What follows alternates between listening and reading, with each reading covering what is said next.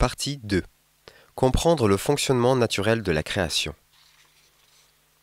Pour qu'il travaille au service de la terre d'où il avait été pris. Genèse 3, verset 23, traduction libre. Que savons-nous de la terre? Que connaissons-nous à son sujet?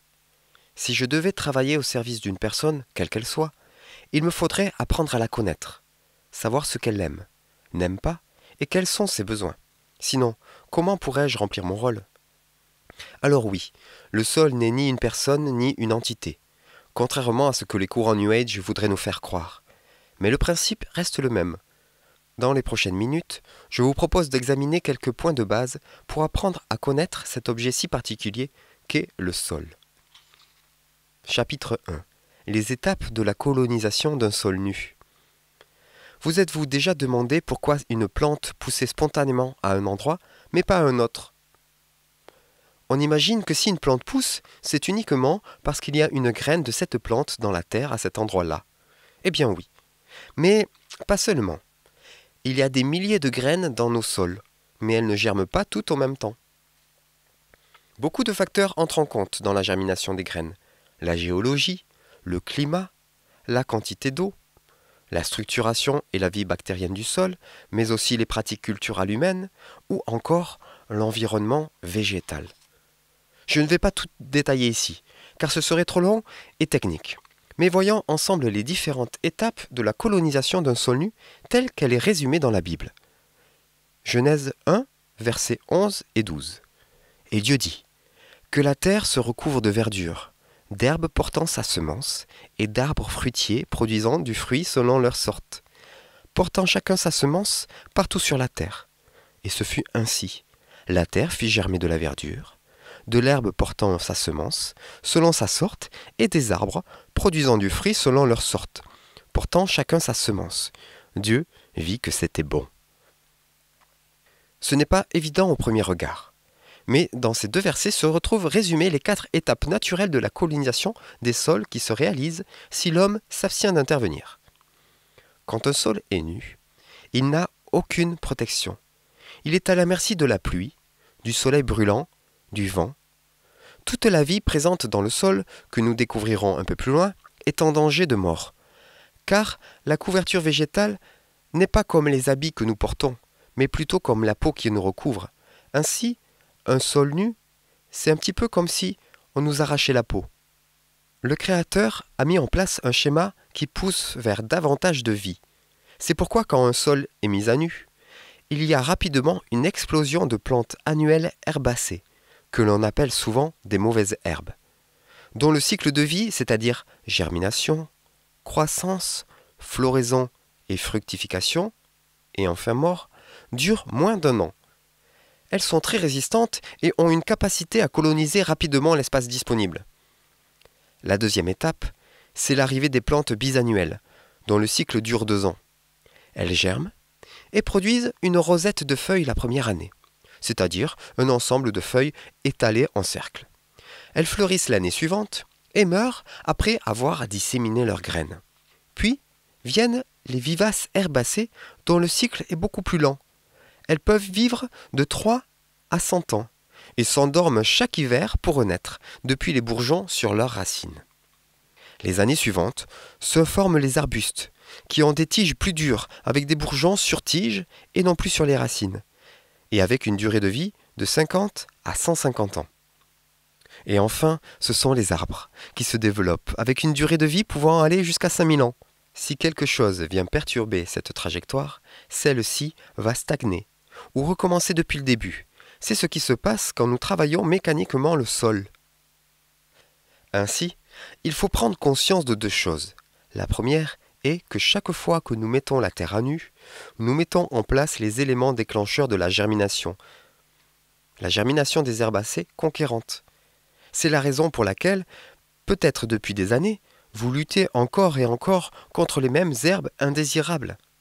La seconde est que l'optimum de ce schéma semble être la forêt. Tout pousse vers elle.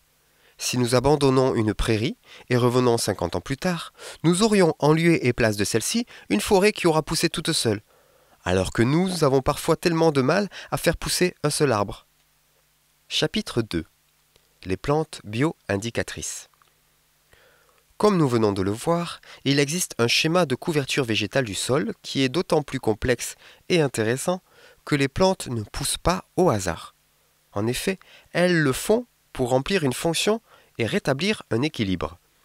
Par exemple, la pâquerette. Elle se trouve sur des sols argileux et acides, plus ou moins épuisés en calcium. La création étant bien faite, cette même pâquerette est riche en carbonate de calcium. Elle est là pour réguler ce déséquilibre en calcium. Autre exemple, le chien-dent, cette herbe indésirable au potager, est bien connue de tous les jardiniers amateurs, est le signe d'une terre fatiguée, qui a perdu sa structure et a été trop souvent travaillée. C'est à ce moment qu'intervient le chien-dent, qui a des rhizomes puissants, ces tiges souterraines portant les racines. Elles vont contribuer au décolmatage et à l'ameublissement naturel du sol.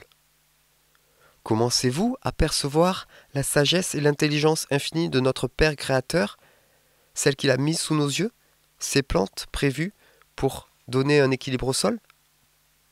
Chapitre 3. Rôle et fonctionnement du sol. Dieu nous a demandé de travailler au service de la terre dont nous sommes issus. Pourtant, dans nos pratiques actuelles, nous avons tendance à la voir comme un simple substrat accueillant les plantations. Notez-le bien, quand nous sommes en train de mettre des engrais et de lutter contre les différents agresseurs potentiels, nous ne cultivons pas. Au contraire, nous luttons continuellement contre les éléments et le fonctionnement naturel du sol. Alors, qu'est-ce que le sol ? Eh bien, le sol est un appareil digestif capable d'absorber la matière organique qui lui tombe dessus. Par exemple, une feuille sera digérée par une limace ou un ver de terre. Un bout de bois sera colonisé et digéré par les champignons. Toute la matière organique est dégradée, rendue assimilable, tout est récupéré. Pour simplifier, tout élément organique n'est qu'une construction de Lego. Une plante se développe en assemblant plusieurs pièces de ce Lego, qui ensemble deviennent les différentes parties de cette plante. Une fois la plante morte et tombée au sol, la microfaune de celui-ci se charge de déconstruire, c'est-à-dire décomposer et rendre assimilables les différents nutriments vitaux. Les végétaux pourront alors à leur tour utiliser ces nutriments pour une nouvelle construction, c'est-à-dire une nouvelle plante. C'est ce qu'on appelle la formation de l'humus. Et c'est la richesse de notre sol, mais une richesse fragile. Elle se dégrade et libère des composés toxiques si elle est enfouie dans le sol par le labour et le retournement du sol. Asphyxiée par une inondation durable, par la compaction du sol lors notamment du passage fréquent d'animaux ou de véhicules, ou encore par la présence d'une surface étanche posée au-dessus. Chapitre 4. L'économie dans la création. La célèbre loi de la jungle pourrait sembler être à première vue le fonctionnement normal de la nature, au cœur de laquelle il n'y aurait que deux options, manger ou être mangé. Seul le plus fort pourrait alors survivre. Mais quand nous observons la nature, aidés en ce sens par les chercheurs que nous avons la chance de côtoyer, lire ou écouter, nous réalisons que la communauté, le travail en réseau ainsi que le partage des ressources sont les stratégies fondatrices du fonctionnement naturel de la création. Un fonctionnement en communauté. Prenons l'exemple d'un arbre. Et quand je dis un arbre, c'est dans le sens d'une communauté appelée arbre. Car nous savons désormais que l'arbre n'est pas un seul individu, mais bien un ensemble d'individus qui fonctionnent ensemble. De cet arbre, examinons deux branches et analysons leur ADN respectif. Ils sont différents. Comme ils sont différents, ils sont complémentaires. L'une des branches va mieux pousser à l'ombre, tandis que l'autre se développera davantage au soleil. L'une va supporter le vent, alors que l'autre va plutôt le subir et en voir sa croissance ralentie. En poussant ensemble, ces différents individus augmentent leurs chances d'avoir chaque année le maximum de nouvelles feuilles bien exposées au soleil, chacune d'entre elles étant une formidable usine à énergie solaire par le biais de la photosynthèse. Le partage des ressources. Et ce n'est pas tout. Cet arbre est en relation étroite avec un autre individu, le champignon. Si j'évoque le terme de champignon, vous pensez certainement aux cèpes, aux bolets, aux morilles ou aux truffes. Mais savez-vous que ce que vous visualisez à l'instant n'est qu'une partie infime de celui-ci ? C'est seulement son organe reproducteur. Tout le reste est caché sous terre. Ce reste, ce sont des filaments souterrains qui peuvent occuper de très très grandes surfaces. Nous en croisons régulièrement quand nous soulevons un tas de matière organique en décomposition, que ce soit des feuilles, de la paille, de l'herbe. Nous apercevons alors des filaments blanchâtres. On appelle ces filaments le mycélium. Le mycélium agit comme une éponge dans le sol. C'est le premier système racinaire des plantes. Au travers de ce système, l'arbre ou la plante aura accès à tous les éléments chimiques qui sont indispensables à sa vie et à son développement, comme le phosphore, l'azote, la potasse, le sélénium, le molybdène, le zinc, le fer, l'eau, etc. Car, par lui-même, l'arbre ne peut pas trouver ces différents éléments. Il a besoin de ses alliés pour se les procurer. En revanche, il sait produire des sucres à travers la photosynthèse, ce dont les champignons, eux, en sont incapables. C'est sur la base de cet échange que s'est construit leur fonctionnement symbiotique. Tous les éléments nécessaires aux plantes sont disponibles dans le sol. Certains se trouvent en profondeur, d'autres sont déposés à la surface. Les champignons vont les chercher et les rendent assimilables et transportables en sécrétant des enzymes. Ce travail serait trop énergivore pour une plante. Par le biais de ce commerce avec les champignons, les plantes gagnent non seulement du temps, mais également une énergie précieuse. Lorsqu'un champignon découvre une mine importante, par exemple un petit animal mort, il se retrouve avec une quantité importante de certains éléments, comme le phosphore, qui est une ressource très précieuse. Une fois qu'il a récupéré la quantité de l'élément dont il a besoin pour lui-même et pour ses alliés symbiotiques, que fait-il du surplus? Existe-t-il des banques dans la nature? Eh bien non. Le champignon distribue son surplus autour de lui. Il ne fait pas de réserve. Sûrement n'a-t-il pas lu la fable de la cigale et la fourmi? Et pourtant, force est de constater que cela fonctionne. Car aujourd'hui, le petit animal est venu mourir dans son champ d'action, mais demain, c'est peut-être à 500 mètres plus loin, voire à 1 kilomètre que sera découvert un nouveau gisement de matières premières. En fonctionnant par le partage plutôt que par l'accumulation des ressources, les champignons s'assurent à eux-mêmes et à leur communauté une sécurité d'approvisionnement pour tous les éléments essentiels. Un système de communication perfectionné. Prenons l'exemple d'un système de câbles reliant des individus entre eux et leur permettant d'échanger des informations, comme la téléphonie ou le système Internet. Bien avant que l'homme n'imagine ce genre de technologie, celle-ci existait déjà dans la création. Quand un arbre subit une attaque de chenille, il cherche à lutter contre elle. Par exemple, imaginons que les feuilles de l'une de ses branches aient quelque chose de différent, qui les rend plus dures ou moins appétantes que celles de notre branche. L'arbre va alors écrire la formule et l'information circulant par le biais de la sève. Elle parvint alors aux autres branches qui peuvent alors effectuer les transformations nécessaires à la lutte contre l'envahisseur. Mais l'arbre ne va pas uniquement écrire la quantité d'informations suffisantes pour s'auto-informer, il va produire 1000 fois plus de messages que nécessaire pour que ces précieuses informations puissent transiter, par le biais de champignons, vers tous les arbres et plantes de sa communauté. Il va par ailleurs conserver cette information en mémoire, pour être prêt le jour où la situation se représentera.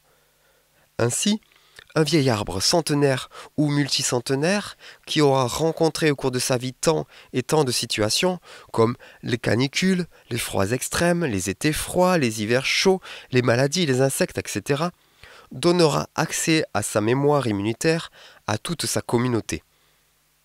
Les lois qui régissent la nature sont donc basées sur des communautés où rien ne se perd, où tout circule, tant les ressources que les informations. Par chacune de nos actions, nous venons perturber ce fonctionnement. Quand nous retournons le sol, nous tuons les champignons mycorhiziens, laissant le champ libre pour les champignons pathogènes, comme l'oïdium ou le mildiou. Quand une plante est mycorhizée et vit en symbiose avec un champignon, celui-ci va la protéger des attaques des champignons pathogènes. Et c'est là un fonctionnement tout à fait logique. Qui connaît mieux le fonctionnement des champignons que notre champignon? C'est cette relation bénéfique et entretenue qui m'a permis de comprendre ce qui s'est passé il y a quelques années dans mon village. Le mildiou ravageait tous les pieds de tomates, alors que les miens se portaient très bien, à la grande surprise de mes voisins. De même, nous sommes tentés de mettre des engrais à nos plantes, pour les aider à bien grandir. Mais ce faisant, nous coupons le marché établi entre les champignons et les plantes, et le rendons donc inopérant. En procédant ainsi, nous les privons de tous les éléments nutriments et informations qu'elles auraient pu obtenir par le biais de cette relation. Et nous les rendons dépendants de nous. Et surtout, des produits que nous leur donnons. Ce geste est loin d'être anodin. Les engrais chimiques que nous utilisons sont en grande majorité composés de 3 éléments, l'azote, le phosphore et les potassiums, alors que les besoins de nos plantes couvrent une trentaine de nutriments qu'elles vont devoir trouver seules, au risque d'être carencées, car les 10 nutriments ne sont pas directement disponibles et assimilables autour de la racine. Ils ont besoin des champignons pour pouvoir les assimiler. Chapitre 5. Recréons un sol fertile. Comme nous l'avons vu, le sol le plus fertile est couvert, riche en microfaune, perméable à l'eau et vivant. En résumé, c'est un sol de forêt. C'est d'ailleurs malheureusement la raison pour laquelle on déforeste dans certaines parties du monde. On cultive à l'excès, puis on abandonne la terre devenue infertile pour aller chercher un nouveau morceau de forêt fertile qui sera anéanti, et ainsi de suite jusqu'à ce qu'il n'y ait plus de forêt. C'est à l'automne que les arbres de la forêt font tomber une grosse couverture sur le sol. Cette quantité de feuilles vient protéger et nourrir le sol tout au long de l'hiver. Dans cette couverture se trouvent également des brindilles et des petites branches de bois mort. C'est donc pour nous aussi le meilleur moment pour faire de gros apports en matière organique au potager. Pendant l'hiver, la vie du sol s'active tant que sa température reste positive. Cette couverture peut même empêcher le sol de descendre en dessous de zéro, ce qui permet aux vers de terre et aux autres habitants de travailler et préparer le sol pour nos plantations. Au printemps, nous découvrons année après année une terre qui s'améliore, devient plus aérée, plus meuble et plus souple. Après 3 ans, je n'avais par exemple plus besoin d'outils pour planter mes pieds de tomates. Mes mains pouvaient s'enfoncer dans la terre et préparer le trou nécessaire à mes plantations. Pour préparer notre sol, nous pouvons lui faire chaque automne une belle couverture d'hiver avec des feuilles, de la paille, des branches broyées, de l'herbe de tonte, le tout en fonction de nos possibilités. Ainsi, nos petits ouvriers s'occupent du reste pour nous. Chapitre 6. Compostons intelligemment. Souvent en plastique, seul et au fond du potager, le composteur. Le composteur est une chose que l'on voudrait cacher comme si elle était honteuse. Mais non, réhabilitons-le et redonnons-lui sa juste place, au cœur du potager. Revenons tout d'abord à l'utilité d'un composteur. Composter, c'est entasser des couches de matière organique dans un même endroit pour permettre leur décomposition. En fin de cycle, nous pouvons alors utiliser le compost obtenu dans nos zones de culture. Cependant, il y a une règle à respecter pour que nos déchets verts se décomposent correctement. Il faut respecter un équilibre. 50% de matière carbonée, autrement appelée des déchets bruns, comme les feuilles mortes, le broyat de bois, le carton, la paille, le foin, et 50% de matière azotée, appelée aussi des déchets verts. C'est les restes alimentaires, les épluchures de légumes, l'herbe fraîchement coupée, etc. Si nous mettons trop de déchets verts par rapport aux déchets bruns, l'équilibre n'est pas respecté, ce qui entraîne des dégagements de gaz et donc d'odeur. Nos déchets ne sont plus en train de composter, mais de pourrir, et même de polluer. Lors du processus normal de dégradation, un liquide va s'écouler dans le sol à l'endroit du composteur.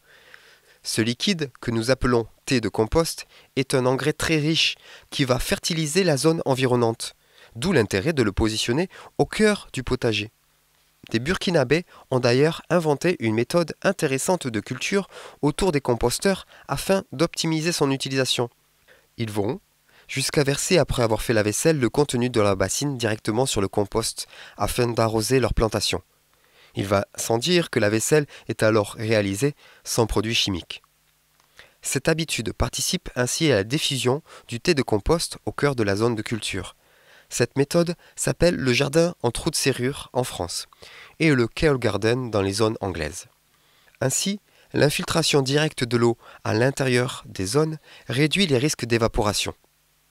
Autre avantage de cette innovation, elle a un effet protecteur vis-à-vis des limaces et des escargots, ceux-ci étant plus intéressés par le contenu du compost que par les plantes que nous faisons pousser autour.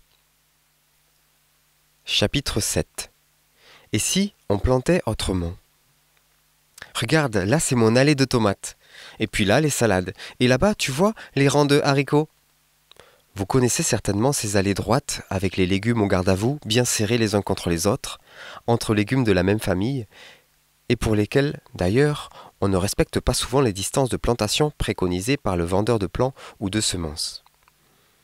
Et si nous imaginions autrement notre prochain potager? Pourquoi? Tout d'abord parce que coller une série de 25 pieds de tomates les uns aux autres les rend plus vulnérables aux maladies et aux parasites. Si un pied est atteint, les autres le seront très rapidement. Ensuite, parce qu'en mélangeant les familles de plantes, nous allons utiliser les forces et avantages de chacun. Vous avez peut-être entendu parler des compagnons au potager, ces légumes réputés pour se valoriser mutuellement, comme le basilic et les tomates. Eh bien, c'est le cas pour presque tous les légumes. Associer les plantes, c'est leur permettre d'avoir une action positive les unes envers les autres. Toutes nos plantes n'ont pas la même vitesse de pousse, ni la même architecture, ou encore une emprise identique au niveau du sol. Elles ont des besoins similaires en nutriments, mais à des moments distincts, et leurs racines se trouvent à des niveaux différents dans le sol. Un exemple souvent cité à ce sujet est celui dit des 3 sœurs. Une association composée de 3 graines plantées au même endroit. Une courge, un maïs et un haricot. Cette technique est principalement pratiquée sur le continent américain. C'est aussi vrai en Chine où elle a été mise en place de manière empirique par les peuples locaux qui cultivaient ensemble les 3 principaux légumes à la base de leur alimentation. Le principe est simple. Avec ses larges feuilles, la courge prend de la place au ras du sol. Elle va le protéger en créant un microclimat et limiter l'évaporation de l'eau. Cela va permettre au maïs, très gourmand en eau, de pousser dans un sol un peu plus frais et humide que s'il était tout seul. Quant au haricot, il va bénéficier d'un tuteur naturel grâce au maïs et prendra de la hauteur.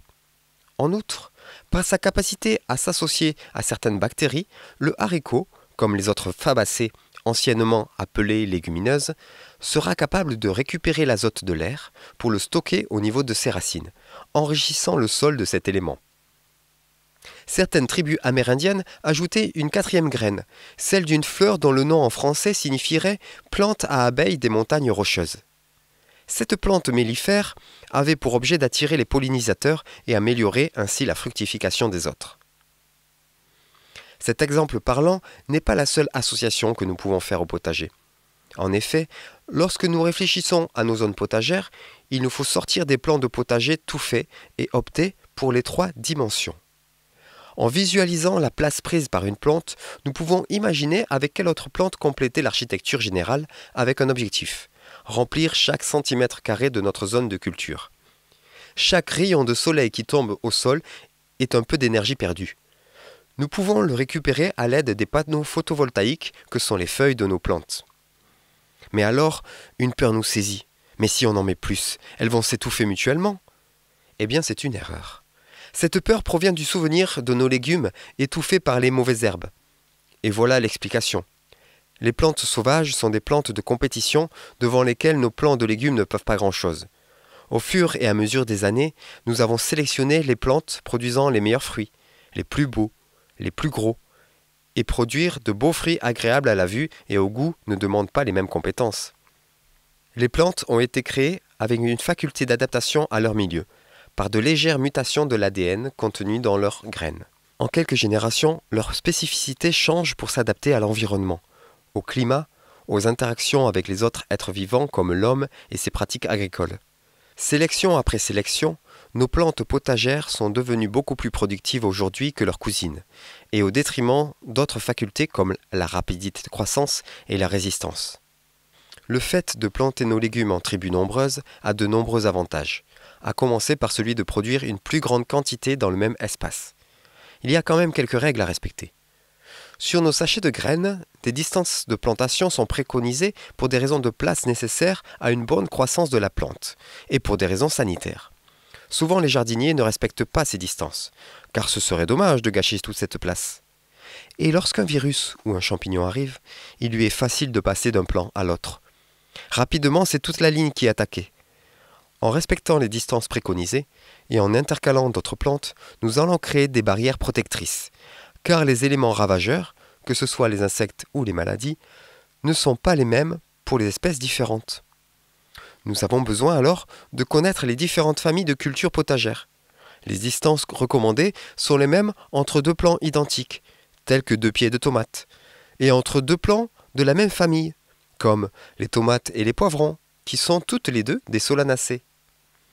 Cela va nous demander un petit peu de travail, de réflexion en amont, de recherche sur les différentes familles présentes dans nos choix de semences ou de plantation, avec papier et crayon pour imaginer la disposition et l'emplacement de chaque pied. Les bénéfices de cette réflexion préalable sont tellement grands que cela en vaut la peine. Ce temps de réflexion est à réaliser pendant la période hivernale où moins de travaux sont à effectuer en pratique de jardinage. Une fois bien lancés, pourquoi ne pas aller plus loin et faire nous-mêmes nos semences? Certaines seront plus faciles que d'autres, mais en s'en donnant la peine, on peut rapidement acquérir suffisamment de connaissances et de pratiques. Pourquoi faire ses propres semences? Comme vu plus haut, les plantes s'adaptent au sol, à son climat, à nos pratiques culturales. Le fait de garder nos graines nous assure d'avoir demain des légumes de meilleure qualité et plus résistants aux maladies. Ces quelques conseils ne sont qu'un survol des sujets. Ils ont pour but de nous ouvrir une porte vers une autre conception, une autre approche de la culture potagère. Des livres et des formations pertinentes existent sur le sujet. Vous les trouverez en description de cette vidéo.